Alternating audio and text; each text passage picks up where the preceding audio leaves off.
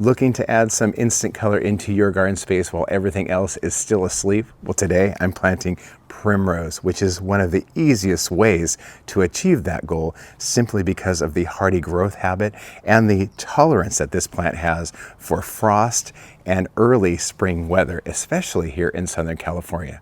I have some tired out spaces in my garden that I want to cheer up a little bit. So join me today. I'll talk about this plant and you'll see how beautiful it ends up after we're done planting. Stick around, I have a lot to show you. So this is the first area of my yard that needs some sort of a refresh, and I'm getting antsy. I can't wait till my spring annuals get here. So in the meantime, I'm going to clear out these begonias here, which did really well last season. They were absolutely beautiful, but as you can tell, they're tired. They are not happy with the cooler weather that we're having. So I'm going to clear this out, and I thought it'd be really cool to bring in some primrose. And you know, one of the things about primrose is that they are so perfect for midwinter and late winter blooms in this area, and I tend to keep forgetting about that. I have actually some primrose planted in my front planter. I planted years ago near the boxwoods, and they were so mild, they come back for us like a perennial every single year. They bloom every year, but in most cases they are an annual. So I thought, you know what, might as well get some of these because they thrive this time of year.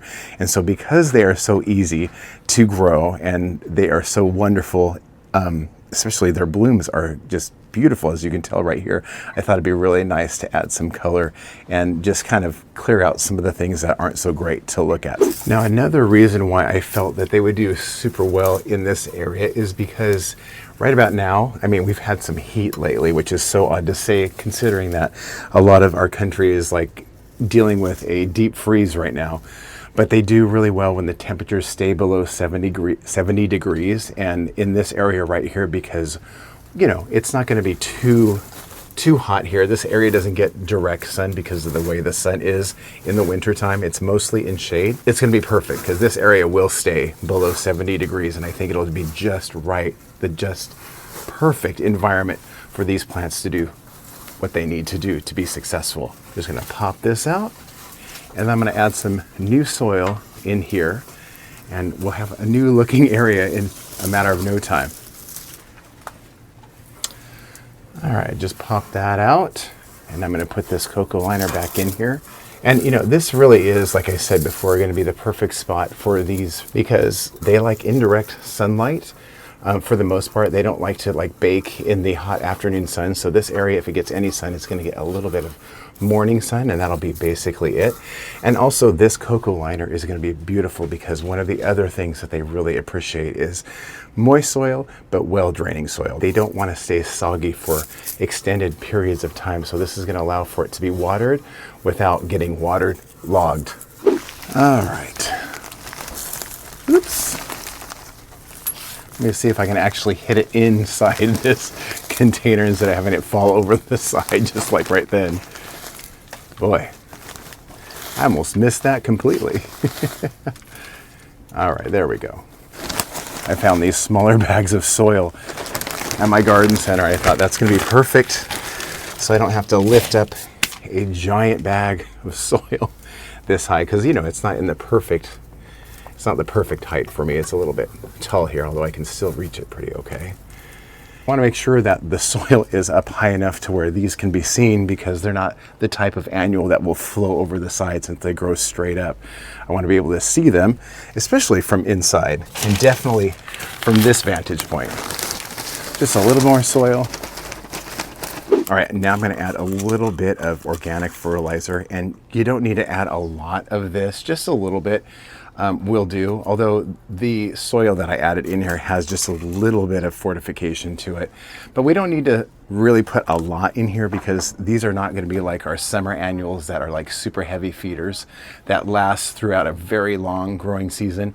Once the spring hits here and we start to heat up, these annuals will start to fade for us. They'll no longer bloom. In fact, once the sun starts coming into this area, the leaves will start to burn under this direct sunlight. So they're only now, and it's probably going to last, I would say, probably through April and maybe to the point where I'm going to be planting my summer annuals in here, maybe like early May.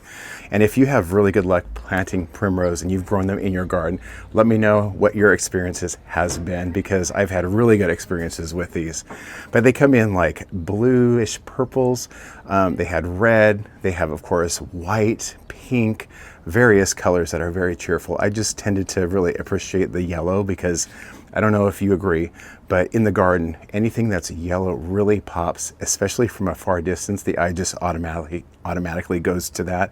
So I'm going to pop these in. I think I'm going to put 4 of these in here all the way across, and it's going to be super simple. Let me get those in now. I think one of the best attributes of these beautiful flowers is that they're pretty much low maintenance. I mean, they have a nice low maintenance appeal. And oh, look at that, super healthy. I mean, that root system is not root bound by any means, but it's absolutely ready to be placed in its new spot. Yeah, they're pretty low maintenance. You just kind of plant them and forget about them, and they really do extremely well. Like I said before, there is only one thing that I've struggled with, and not really a struggle, but I've had issues with, is they are absolutely prone to snails and slugs. So if you have those critters in your garden, which most of us do, then be on the lookout for those. And of course, snail bait and slug bait is perfect. It handles it great. And there's a lot of organic brands out there that are not harmful to the environment, and they do really well with them. I mean, look at how healthy these are. They're so pretty. So I'm going to pop that in here. Let's see. Yeah, I would say that this is a big time upgrade compared to what was in here just a few moments ago.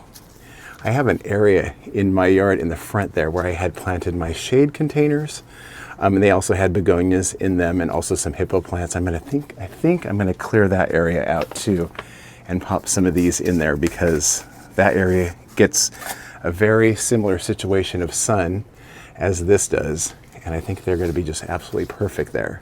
And yeah, and it's totally fine to plant them close together because they're really not going to spread too much. Like I said before, they're not going to be in here that long. And then I'm going to make sure that I water these in really well, because this soil is lofty, but it's a little dry.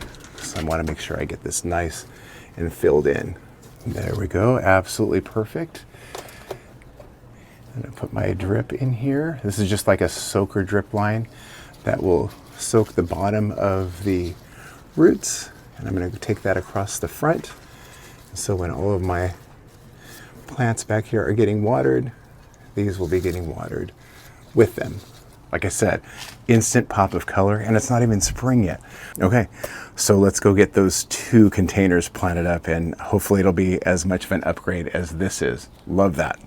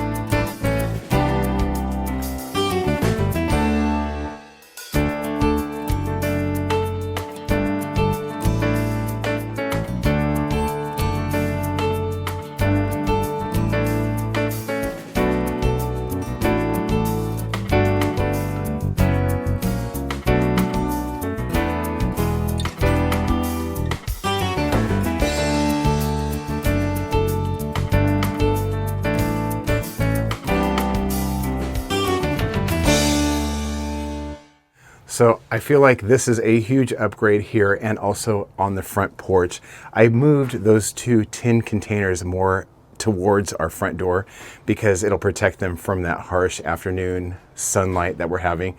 We've been unseasonably warm this time of year. We've had a lot of 80-degree weather, and I know for sure that these will not do with that because, like I said before, they do great in situations where it is below 70 and they are not having direct afternoon sunlight. And by putting them there near the door in kind of like a tiered effect, I think it's going to be perfect, at least until spring gets here when we start to warm up, and I'll take these out and put our summer annuals in.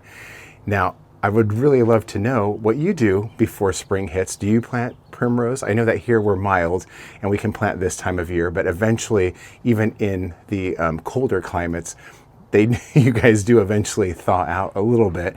Do you plant something before you can plant your summer annuals? And if so, what do you plant? I'd love to hear what you guys have going on in your garden or the plans that you have for your yard. Until next time, everybody, I appreciate you guys being here today. I hope you enjoyed today's video, adding some beautiful color in the middle of winter. Until next time, bye everybody.